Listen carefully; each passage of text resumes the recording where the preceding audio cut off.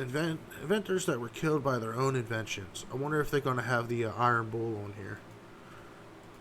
Inventions that killed their inventors. Flying car. You ever get crammed and jammed in seemingly endless traffic and you just wanna... Whoop, Yes, but flying cars are... People are too fucking stupid to have flying cars. Just imagine you're fucking... you're sitting at your house and then all of a sudden a car comes flying through your ceiling because some dipshit thought he can go one extra mile on his while being on E. Roll it again. You ever get crammed and jammed in seemingly endless traffic and you just wanna... Well, that's what this saucy rack of ribs tried to invent in the early 1970s. This is Henry Smolinski, a certified American aerospace engineer with a small car and a big dream. Partnered in business with his business partner and fellow engineer Harold Blake, the two sought to develop a compact and affordable flying car to cut down on highway congestion. This completely disregards the fact that 33.33% of drivers can't drive for shit, but I guess they thought expanding the margin of error from a simple road to the entire fucking sky was a solid business plan, but... No, look. Just because there's vast openness doesn't mean people can't can't drive. Listen, look. There's ships out in the fucking middle of the ocean that collided with each other on accident. Bitch, you got the whole fucking ocean and you hitting each other. What do you think they're going to do when you get in the sky, bro? Imagine you hit a bird. People going to flip the fuck out. The only way this is possible if it's all automated. All done through fucking like some kind of AI system or something. Have no human interaction with it because people are dumb as shit. I digress. The two fine fellas founded their own company, Advanced Vehicle Engineers. Together, they began to lay the groundwork, spending countless hours conceptualizing their design. Okay, but how are we gonna make the plane fly? But after a while, there was an epiphany. I got it. The two engineers would take a small car and a small plane and just kind of fuse them together. Yeah, that was the plan. Their invention, dubbed the Mizar, was a makeshift, sloppy, back alley love child of an affordable, lightweight, and rather volatile... It looks like it was made in someone's garage. Probably was. Ford Pinto, combined with the wings and engine of a Cessna Skymaster. Just slap them bad boys together with a few screws and a couple of prayers, and you've conceptually got yourself a flying car. The basic rundown of the Mizar was for owners to drive to their nearby airport, lock the detachable wings to their cars, piss off the local air traffic controllers, fly to another airport near their desired destination, detach the wings for storage, and drive off to where they needed to be, theoretically skipping over large portions of traffic. Once the workday was done, just reverse the In theory, that sounds right, but people are dumb. Process and you're home safe and sound just in time to dropkick your wife for spilling your spaghetti TV dinner all over the conversation pit. This was the 70s after all.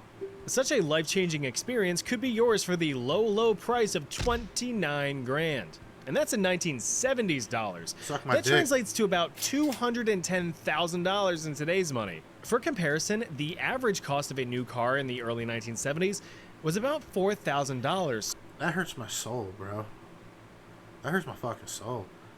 For a brand new car with none of the bells and whistles, it's about like $25,000, dog. And that's like base model bullshit. So it wasn't exactly as affordable as they planned, but oh well, flying car. The design was finalized and a prototype was ready for testing. Professional pilot Charles Janice was hired to take the wheel. Now, he managed to get the craft airborne, but only for a few minutes. Shortly after takeoff, a portion of the mounting of the wings suddenly snapped, completely crippling Charles's turning ability. If he were to try to turn the plane, his wings would buckle under aeronautical stresses and send him careening back to Earth in a very foreshadowy type death. Instead, Charles skillfully and poetically landed the Pinto in a nearby bean field just a few miles from the runway. With a police escort, he managed to drive the car-plane hybrid back to the airport. However, such a high-profile landing of a prototype aircraft caught the attention of the National Transportation Safety Now you're fucked. You got the government involved. Board. They investigated the root cause of the emergency landing and found the Mizar's design to just be plain terrible. The car was shoddily welded to the aircraft frame, which was already severely overburdened by the car's 2,000-pound weight. Any other components connecting the car to the wings were cheap, structurally questionable, and the engineering equivalent of duct tape. It got the job done, sure, but just barely. And if you're risking your life to fly or just good be in a enough. plane, you don't want it to be just barely functional. Right, Boeing? Nah, they know. Despite several warnings from the NTSB, Smolinski and Blake just kind of shrugged the whole fiasco off. Since they were able to capture real footage of their revolutionary product physically flying through the sky, publicity surrounding the Mizar soon... That's all they need to get the money to come in. Show all the dumb people, look at this, we got a flying car to sell you. Get all that investment, and then go to fucking South Africa or some shit. Go to some third world country where people don't know you. You can disappear easily with all that money. Live like a king. Or a god. An angry god.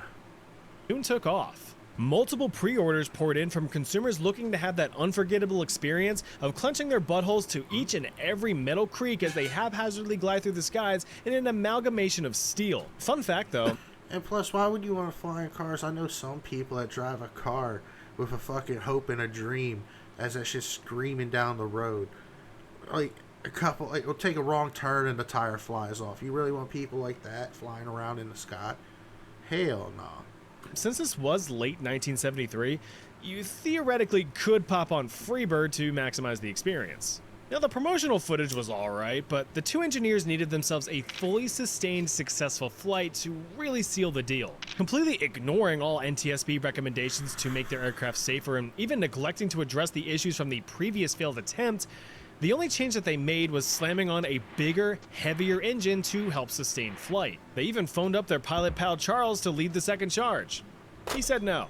So, on September 11th, 1973, the two towering engineers buckled themselves up for the ride. But when problems aren't addressed, history is a funny way of repeating itself. Just a few minutes into their flight, the compromised wings began to fail under the weight of the new engine, and with one small turn, everything began to fall apart. Literally. The wings effectively disintegrated and tore themselves away from the car, leaving Henry and Harold to nosedive back to Earth. With a single fatal slam, the two engineers met their demise, taking with them the future of their company, as well as the Mizar. Traffic doesn't seem so bad now, does it? Should listen to the people tell you to fix your shit, bro. Sometimes criticism's good. You need to listen to it. Time to go from acrophobia to thalassophobia. Way before we had Xbox controllers attempting to navigate us through ocean depths, we had something much more rudimentary. That's Say definitely hello wrong. to the HL Hunley. Oh, that's wrong. Did you? See, I'm pretty sure you've seen that. Let me go back. We had something much more rudimentary. Yeah, the little blood poop. Say hello to the HL Hunley, a hand-cranked, human-powered submarine with a big old bomb attached to it. It's like a relaxing paddleboat on a picturesque pond, but compact, cramped, claustrophobic, and with a big old bomb attached to it. This diving death dungeon was the invention of one Horace Lawson Hunley. Look at that, H.L. Hunley. Now, before you think that that's some kind of narcissistic power move, let me explain. Back in the days of the Civil War in the less than United States, the Confederacy was aching in the sack for any kind of technological advantage over the Union. You see, in the early days of the war, the Union had sent out several warships to blockade Confederate ports, most notably in Charleston, South Carolina. With all of these ships just sitting there, menacingly, the Confederacy was powerless to send or receive any supplies lest they be... And eventually got to a point where they started making ironclads. Them bitches are awesome. Pretty much the modern steel ship. Converted into aquarium decorations on the seabed. To make matters worse, the Confederacy didn't really have much in the ways of a formal navy. The Union controlled almost all of the industrial power, and as such, the South didn't have the technology, let alone any firepower capable of taking these Union warships head on. So if they couldn't win face to face, they thought, why not try face to ass? Combatively speaking, of course. Supplying that ingenuity and elbow grease was none other than the aforementioned Confederate Marine engineer Horace Lawson Hunley. Partnered with fellow facial-haired engineers James McClintock and Baxter Watson, the trio developed and tested 3 submersibles. The first one, the Pioneer, was tested in Nolens. But as the North took over the area in 1862, she had to be intentionally sunk to avoid having her design stolen. The second sub, the American Diver, improved on the Pioneer's flaws, but ultimately sank in a rather unlucky surge of bad weather not long after. Now that leaves the third sub, Unnamed, this Didn't it kill all of its occupants and drivers? Like, even during the test and shit? sub further improved on previous designs. Steam and electrical engines were deemed impractical, thus this sub's propulsion was powered by hand. 16 hands, actually. You know, there's nothing like 8 dudes crouched over cranking their shaft while shoulder to shoulder in a confined space. And I mean a real confined space.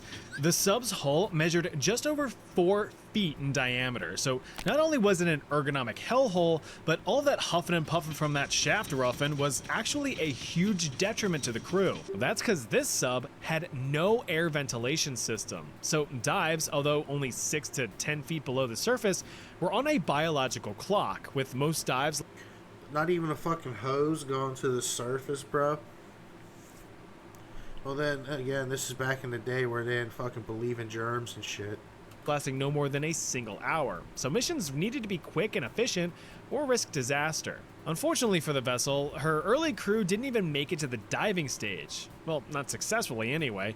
The captain accidentally triggered a dive while the hatches above were still open, flooding the sub and drowning 5 of the 8 crew. Dumb fuck. Kind of foreboding. The sub was almost immediately raised and thrown right back into service, but this time, Hunley himself took to the helm to perform a training exercise on October 15, 1863. The exercise was a success. All Hunley needed to do was float the sub back to the surface. It never came back to the surface. At just 39 years old, Hunley, along with the other 7 men of the crew, drowned after a mechanical failure had compromised the sub's buoyancy. Well, waste not, want not. The Confederacy raised the sub a second time, shook out the bloated corpses, and returned it to service. But this time being formally named the H.L. Hunley in the inventor's honor. See, it wasn't narcissistic, just horribly tragic. Hunley was Dunley, but it wasn't the end of his legacy. The sub, on its 3rd voyage, was tasked. Great idea, but the technology's just not there yet. You think after the 2 times failing, they wouldn't go for it again. I guess they could be leaving the 3rd time's the fucking charm. With finally making a dent in the Union's South Atlantic blockading squadron. Bunch of bastards. Fully manned, the Hunley carved through the water and commenced its attack on one of the unsuspecting ships. The Hunley managed to blow a hole right into the wooden hull of the USS Housatonic, becoming the first submarine to sink an enemy ship in combat. But there was collateral damage. A lot of it. Although successful, the attack didn't exactly go according to plan. You see, what was supposed to happen was that the charge was to stick to the Housatonic. The charge, still connected to the Hunley with a length of rope, would be detonated after the Hunley backed away a safe distance. After hitting that distance, the tension on the rope would trigger a detonation mechanism, setting off the 135-pound black powder charge. But since this charge was set off on impact, historians agree that the resulting shockwave from the explosion passed right through the sub, drastically shifting the pressure of the air within the vessel and subjecting the crew to a little something called blast lung. Basically, Oh, that's so terrible, bro. You have your fucking lungs explode? Oh, shit, that'd be so painful. I know it's probably not, but I hope it's instant death. the lungs of each crew member were instantly obliterated, killing all 8 men right where they sat. With its crewy now gone kablooey, the Hunley sank and remained lost for over a century until being rediscovered in 1995. The wreck was raised from the ocean floor in 2000, spooky scary skeletons included. Still no. Now we go from thalassophobia to spelunkophobia. Lots of I hate fucking caves. That's the stupidest white people shit in the world. Splunking. phobias today. You never fully comprehend just how friggin' dark mining used to be back in the days of old. Nowadays, professional mining headlamps are able to churn out about 1,000 lumens. I mean, heck, even your phone screen produces about 600 lumens at full brightness as you blast your retinas at 2 a.m. and wonder why you can't sleep. Now, compare I feel personally attacked on that. those numbers to actual candlelight, the most basic of lighting technology used since ancient times. Even back then, mine shafts still reached hundreds of feet into the earth, and all you had were a handful of candles to light your way through the dark. So compared to a modern headlamp at 1,000 lumens, a single tallow candle emits only about 15 lumens, drastically different. Instead of a single lamp lighting up a whole cavern, you had several itty-bitty candles illuminating a small line on the wall. While this was impractical from a vision standpoint, it was also super duper dangerous. Yeah, your eyes will adjust to it. Don't worry. You a slave down there. You don't have to worry about that. Your eyes will adjust. You'll get used to it. When mining for coal, as humans often do, it's very common to release pockets of something called fire damp. Fire damp, if you're unaware, is a mixture of naturally occurring gases, primarily methane. That stuff just naturally ekes out of coal-bearing rock over time. Actively chipping away at it doesn't do you any favors. Now, I'm sure you are aware that introducing methane to an open flame goes about as well as introducing a healthy cactus into your asshole. Miners were always in danger of a sudden explosion from leaking gas. Is that why they got the canary for the coal miners? Gases creeping across their candles. Well, that's when English lad Carlisle Spedding put his foot down. He came up with this baby in the 1730s, the Carlisle Steel Mill. Why have a somewhat steady emission of dim light from a line of candles when you could just have a dude ripping away on this bad boy? The design was simple, inefficient, and retrospectively stupid. Setting the device on his lap or his leg, the operator pressed a piece of flint against a steel wheel and cranked the crank, hopefully generating a feeble, fleeting stream of sparks.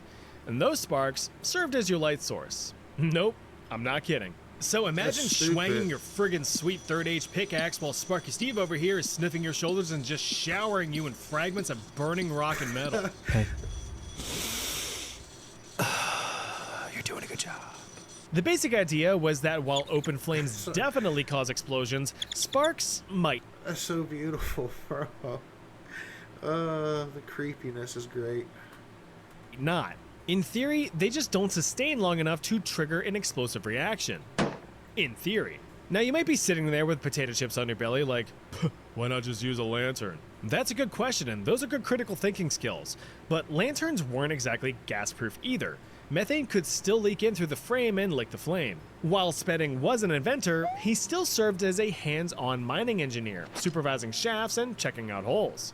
But on August 8th, at least he put his money where his mouth was. Like, fuck, there's a lot of people that won't do it. 1755. Well, then again, everybody in this fucking list put their money where their mouth was. In a coal pit in the town of Whitehaven in England, Spedding learned the hard way that even his invention couldn't hold a candle to modern safety practices. Whoop. The poor dude done died in a mining methane explosion, reportedly caused by the sparks of one of his own steel mills. He was 59. Despite the tragedy, the steel mill continued to be used for another 60 years until the invention of the safety lamp in 1815. There were alternatives like calcium carbide lamps, but they were still open flame light sources, so you were just back to square one. Yeah. Well, I think you had proper ventilation, that shit wouldn't back up that bad. But then again, old time. Books. Books. Books are neat. Granted, less and less people even read these. This is going to sound so fucking retarded. This is going to make me sound so retarded. But I only learned to read to watch anime subbed. Because the dub was alright, but the sub was so much better story-wise. Like, I don't know, the fucking localized or censored it so much that it kind of sucked. But when you watch the actual sub, it was better. It was funnier. I don't know. Things nowadays, they were once the absolute only way to store tons of information for scholars and casual readers alike. Too close. The invention of the printing press revolutionized the industry and allowed even the poorest fellows to dive into scientific discoveries or fictional realms. Once they learned how to read, of course. I like the pictures. But as humanity continued to evolve, so did the technology. Higher demand required faster, more efficient machines to carry the burden. To help bridge that, nothing's changed in reality. Our toys just got more expensive and deadlier. Gap, a rotary printing press was invented in 1843 by American inventor Richard March Hoe. Ho's design drastically sped up the process. Previous flatbed printers usually capped out at about 1,000 sheets per hour, whereas the rotary press was slinging out 8,000 per hour. Damn, Over that time, is- rotary presses grew into more complex and monstrous machines, capable of producing up to 30,000 pages an hour. Good job, but not good job. Yeah, and then the radio destroyed it all. Like, think about it. The fucking newspaper industry was great through the 1800s to the early 1900s. And then when it started getting around the 2000s with electronics and everything, getting around shit. I remember being, as a kid, the newspaper being thick as shit, and now it's just like a couple pages. Enough. While the throughput was respectable, the machines were very inefficient. Every paper was hand-fed, requiring extensive staffing to keep the machine running. There was also the drawback of each page only being printed one-sided, so printed pages needed to be flipped and re-fed onto another side of the machine to complete it. It was a whole song and dance to make the machine work optimally. But peeking in on the right side of the screen was American inventor William Bullock.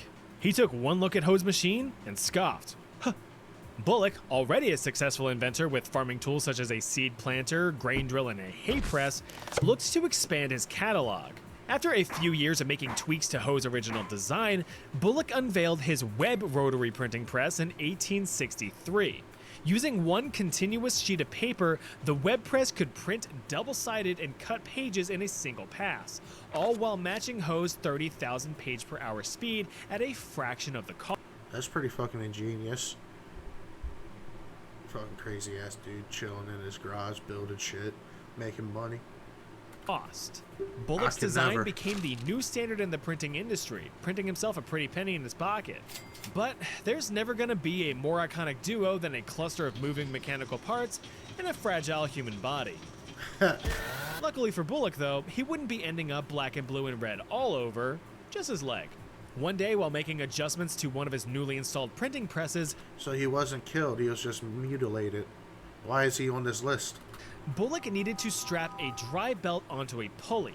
Now, nearby tools were a perfectly suitable option, but Bullock opted for the classic dad move of just kicking that thing right on there, while the machine was still on. With one misplaced kick, his foot had slipped, sending his entire right leg into the drive mechanism of the machine, crushing it like a used-up tube of toothpaste. And this, dear viewer, is why lockout-tagout practices are important. Now, Yeah, proper PPE and safety protocols, boys. I've learned that over the years of warehouse and driving jobs. If you use the proper PEE and take the proper fucking safety techniques, when shit hits the fan, you're getting paid money. You get fucking good money. But if you didn't take the proper safety protocols and you didn't wear the PPE, you're shit out of luck. You're fucked. Just do what they say and collect the money when it fucks in their face. If you're still alive, your family can get it too. Bullock was rescued from the Don't do machine, drugs. but the extent of his injuries ultimately proved fatal. Over the next several days, gangrene set in, Oh, so prompting he did. doctors to attempt to amputate the infected leg. He didn't make it through surgery. Bullock's fate was signed, sealed, and delivered on April 12, 1867. He was 53. Now, this is certainly one of the stranger deaths on the list. Machines can be big and scary, sure, but sometimes Mother Nature is the one that punches us in the face if we don't Mother respect Nature her got a enough. huge rack But of someone like titties. Georg Wilhelm Rieckmann already knew that. He was a Russian physicist who pioneered the field of electrical research, mainly naturally occurring electrical phenomena. He's You gonna know, get shocked like a lightning. motherfucker. Dangerous business, that, but someone has to do it. Might as well be the fellow that's at least passionate about it. To help with his research, York designed an electrical rod system that allowed him to measure the intensity of electrical charges in the atmosphere. Ideally, he wanted to quantify the electrical charge of a lightning bolt during a thunderstorm. You can probably already guess how this is going to end. Of course, harnessing the power of a lightning bolt is much easier said than done. Actually, it should never be done unless you have the proper equipment over here, and you fucked off somewhere far And have the away, proper like PE. over there. But a little bit of safety wasn't going to stop dear York's dream. His design was kind of simple. It was basically an insulated iron rod slammed through the roof of his house. The rod was responsible for collecting any electrical charge present in the atmosphere. The charge would then be diverted to a rudimentary electrometer, a secondary insulated iron rod with a linen thread attached to it. When the rod absorbed a charge, the thread would be deflected. That angle of deflection could be measured, allowing the scale of the charge to be quantified. I know this is a bunch of science stuff in a history video, but bear with me. On the fateful day of August 6, 1753 in St. Petersburg, Rieckmann caught wind of a storm brewing outside. I'm gonna predict the thunderbolt, the lightning bolt hits the bitch, and it explodes, and he just gets hit with shrapnel. That's my prediction.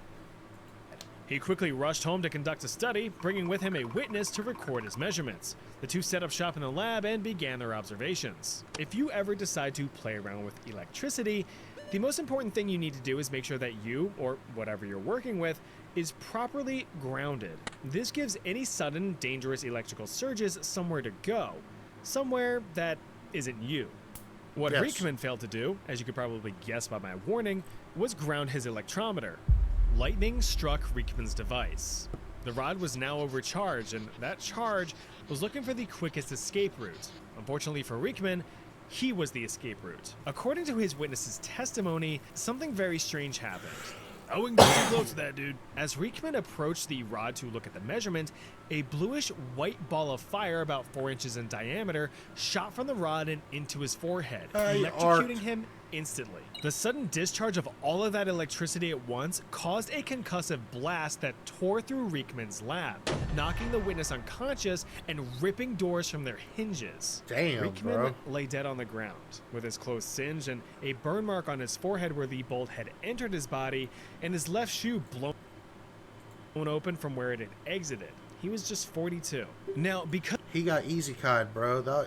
He got I was half right. It did explode, but no shrapnel. He just got arced to the face. My man was easy cod to another world. Holy shit. of the wording used in the eyewitness testimony, some historians attribute the death to a very rare phenomenon known as ball lightning, but others believe the incident to have merely been a clustered bolt. Either way, don't mess with lightning. Yeah. It stings. Don't fuck with electricity at all unless you got the proper PE and training. Electricity hurts. You don't die instantly. You feel it the entire time.